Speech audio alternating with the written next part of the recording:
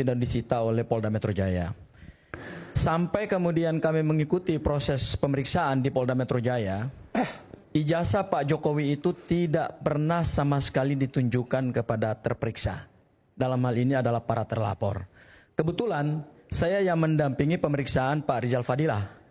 Pak Rizal Fadilah ketika mau diperiksa, beliau menanyakan barang bukti ijazah. Apakah memang betul-betul sudah disita?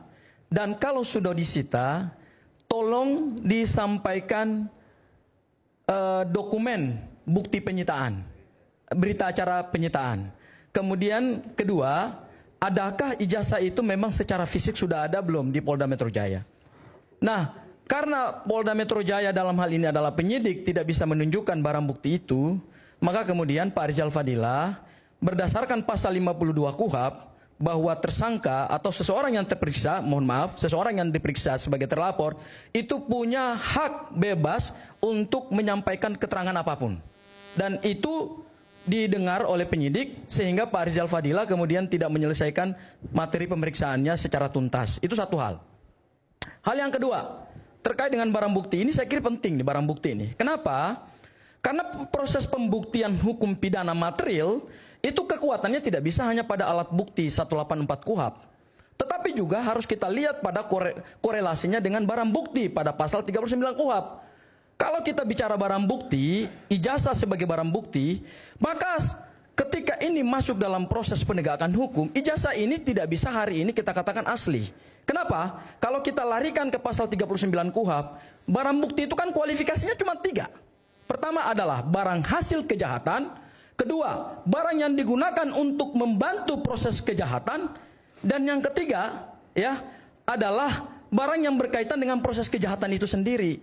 Pertanyaan kita, ijazah Pak Jokowi ini statusnya apa dalam konteks hukum acara pidana yang diatur dalam pasal 39 KUHP?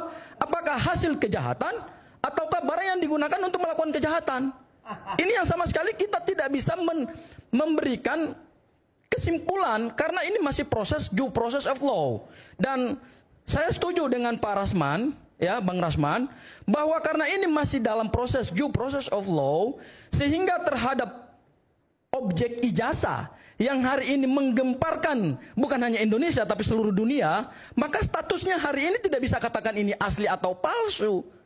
Sesuatu yang masih berproses secara hukum. Karena itu saya setuju dengan teman-teman Bang Roy Suryo dan CS bahwa tolong ini di-challenge gitu loh. Tidak bisa kita secara sepihak mengatakan bahwa oh ini kan sudah dikatakan asli oleh UGM gini.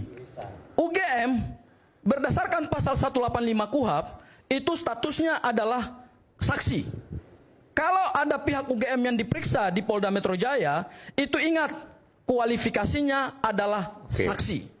Dan saksi berdasarkan pasal 185 KUHP itu nggak bisa berdiri sendiri. Oke, jadi Anda harus ada korelasinya dengan alat bukti lain. Jadi bahwa Anda tidak bisa menyimpulkan, jadi Anda mengajak publik berpikir bahwa ketika UGM menyatakan itu asli tidak bisa serta-merta itu kemudian dianggap asli karena menurut kami secara hukum itu masih saksi. Tidak bisa hari ini dikatakan asli karena proses pembuktian terhadap objek ijazah yang masih hari berjalan. Ini menggemparkan itu masih berproses. Oke, baik. Seperti itu. Baik.